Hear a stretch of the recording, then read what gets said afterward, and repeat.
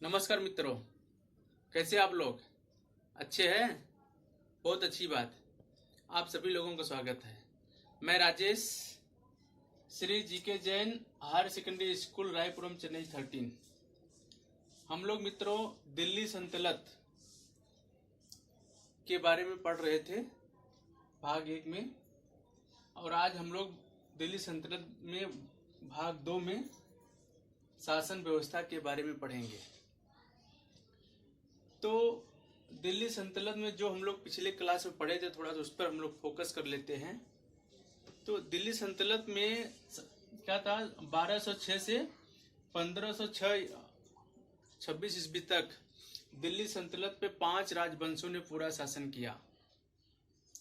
5 राजवंशों में, जिसमें से पहला था गुलाम वंश।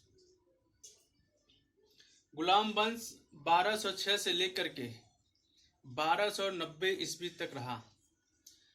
ऐसा कहा जाता है कि गुलाम वंश की स्थापना कुतुबुद्दीन ऐबक के द्वारा किया गया। गुलाम वंश को दास वंश के नाम से भी जाना जाता है। और कुतुबुद्दीन ऐबक की मृत्यु जो है वह चौगान एक खेल का नाम है। चौगान खेलते समय घोड़े से गिरने के कारण उसकी मृत्यु हो गई थी। गुलाम वंश के बाद आता है खिलजी वंश। खिलजी वंश के 1290 से 1320 ईस्वी तक रहा। खिलजी वंश की स्थापना जलालुद्दीन खिलजी ने किया था, और जलालुद्दीन खिलजी की हत्या करके अलाउद्दीन खिलजी शासन दिल्ली के सल्तनत पर बैठा। दिल्ली की खिलजी वंश के बाद तुगलक वंश 1320 से 1414 ईस्वी तक शासन किया। तुगलक वंश के बाद आता है सैयद वंश, जो 1414 से 1451 ईस्वी तक शासन किया। और सबसे लास्ट में आता है लोधी वंश। लोधी वंश जो था वह 1451 से लेके 1526 ईस्वी तक शासन किया। लेकिन हम ये देखेंगे कि पांचों राजवंशों में सामाजिक व धार्मिक आर्थिक स्थिति जो थी लगभग पांचों राजवंशों में अलग अलग देखने को मिलती है। तो हमने शासन व्यवस्था को मुख्य रूप से 3 भागों में डिवाइड कर रखा है। पहला है सामाजिक दशा, दूसरा है आर्थिक दशा, और तीसरा है धार्मिक दशा। इन तीनों में से सबसे पहले हम लोग सामाजिक दशा के बारे में चर्चा करेंगे। मित्रों, हमने सामाजिक दशा को भी 5 भागों में बांट रखा है। तो सबसे पहला है मुस्लिम समाज, दूसरा है हिंदू समाज, तीसरा है स्त्रियों की दशा, और चौथा है भोजन, और पांचवा वेशभूषा। यानी कि सामाजिक दशा में हम लोग मुस्लिम किस प्रकार के शासक व्यवस्था में अपना जीवन यापन करते थे, हिंदुओं की स्थिति क्या थी उस समय, और स्त्रियों की स्थिति क्या थी उस समय, लोग भोजन किस प्रकार से करते थे, और वेशभूषा क्या उस समय स्थान था। तो हम लोग सबसे पहले आते हैं मुस्लिम समाज। जैसा कि नाम से पता है, दिल्ली सल्तनत में मुस्लिम समाज की स्थिति बहुत ही सुदृढ़ थी। मुस्लिम बहुत ही परिश्रमी और मेहनती होते थे। वे शासन में अपना भरपूर सहयोग देते थे। मुस्लिमों को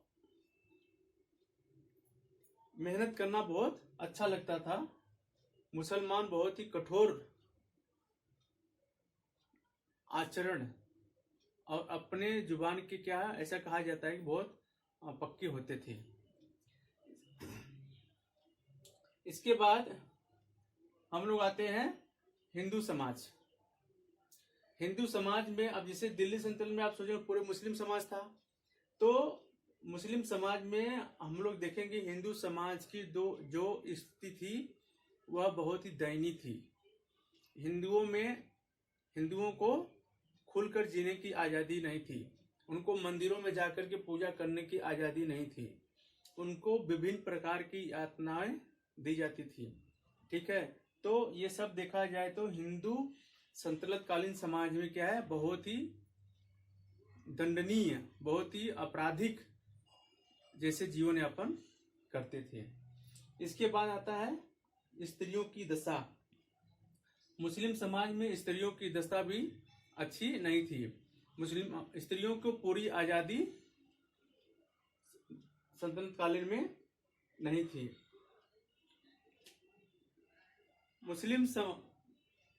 दिल्ली सल्तनत कालीन में स्त्रियों को सल्तनत कालीन स्थिति जैसे कि पितरात्मक सत्ता, माने कि पिता के मृत्यु के बाद उसका पुत्र, उसके पुत्र की मृत्यु के बाद उसका पुत्र, माने पितरात्मक एक के बाद एक के बाद ऐसी शासन व्यवस्था उस समय थी। स्त्रियों को बाहर निकलने की आजादी नहीं थी। उनको पढ़ने लिखने की आजादी उतना उस समय समाज में उनको नहीं थी। उनको बोरका डालने का पूर्ण रूप से उनको बाध्य होकर के समाज में रहना पड़ता था। उस समय समाज में बुराइयां भी प्रचलित थी। कौन सी बुराई थी? सती प्रथा, जौहर प्रथा और बाल विवाह। सती प्रथा क्या है? ये सब बुराइयां उसी काल से आ रही हैं, बहुत पहले से। सती प्रथा क्या है? जैसे किसी स्त्री का जब शादी होता था तो शादी होने के बाद यदि उसकी पति की किसी कारणवश मृत्यु हो जाती थी तो उस स्त्री को उसके परिवार के द्वारा या समाज के लोगों के द्वारा क्या है, जबरदस्ती उसके पति की चिता पर उसको जला दिया जाता था। उसकी इच्छा के विरुद्ध कुछ स्त्रियां ऐसी होती थी जो स्वेच्छा से अपने पति की चिता पर जल जाती थी, लेकिन कुछ जो है ऐसा करने से मना करती थी, लेकिन उनके परिवार के द्वारा और उनके समाज के द्वारा क्या है, उनको जबरदस्ती उठा के चिता पे डाल दिया जाता था। अगला है बाल विवाह। छोटे उम्र में भी 12-13 साल की उम्र में लड़कियों की शादी कर दी जाती थी। ये बहुत बड़ी बुराई, बहुत बड़ी थी।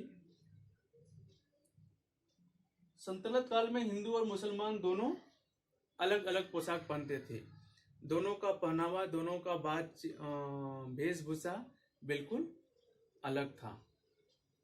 ठीक है। स्त्रियां उस समय क्या थी, जैसे काजल लगाती थी, हाथों में मेहंदी लगाती थी, उसमें वेशभूषा का प्रचलन था। लेकिन स्त्रियां नाथी, बाली आदि प्रकार के निम्न प्रकार के जो है वह वेशभूषा का गहनों का प्रयोग करती थी अपने पहनने के लिए। ठीक है। अगला आता है भोजन। सल्तनत कालीन में दोनों प्रकार के भोजन लोग करते थे। मांसाहारी भोजन भी था और शाकाहारी भी भोजन था। ठीक है। वेशभूषा में जैसा मैंने अभी बताया आपको, स्त्रियां क्या है, आंखों में काजल लगाती थी, मेहंदी लगाती थी और बाली और निम्न प्रकार के आभूषणों का वो प्रयोग करती थी। इसके बाद सामाजिक दशा समझने के बाद हम लोग आते हैं आर्थिक दशा। आर्थिक दशा सल्तनत कालीन के पूर्व, यानी कि सल्तनत काल के पूर्व जो थी वह भारत की स्थिति क्या बहुत ही सुदृढ़ और संपन्न थी। लेकिन सल्तनत कालीन के बाद भारत की स्थिति बहुत दयनीय हो गई। जितने भी विदेशी आक्रमणकारी भारत में आए, सब लोगों ने भारत का विद्रोहन किया। भारत से खनिज संपदा लूट करके अपने देश को लेके चले गए।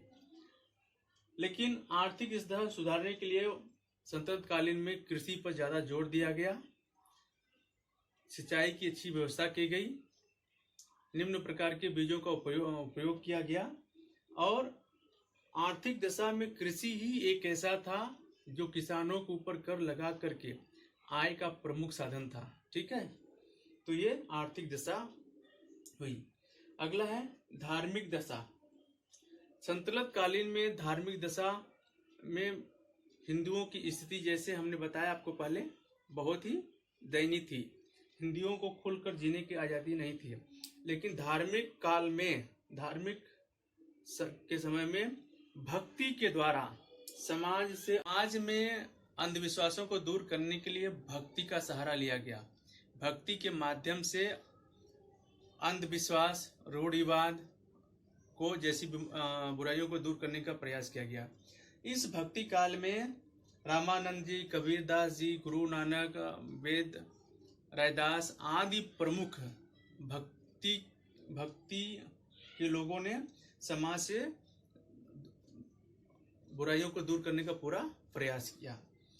इसके बाद हम लोग लास्ट में आते हैं सामाजिक और कला और साहित्य। संतुलित कालीन में कला और साहित्य का विकास पूर्ण रूप से नहीं हुआ था और इस काल में मुख्य रूप से कुतुब मीनार, 2.5 दिन का झोपड़ा, इल्तुतमिश का मकबरा, अटाला मस्जिद और अलाई दरवाजा आदि प्रमुख इमारतें आज भी भारत में देखी जा सकती हैं। मित्रों, मुझे लगता है कि इसमें सभी को आप पूरा समझ में आ गया होगा। अब हम लोग नेक्स्ट क्लास में अगले टॉपिक पर चर्चा करेंगे। तब तक के लिए धन्यवाद।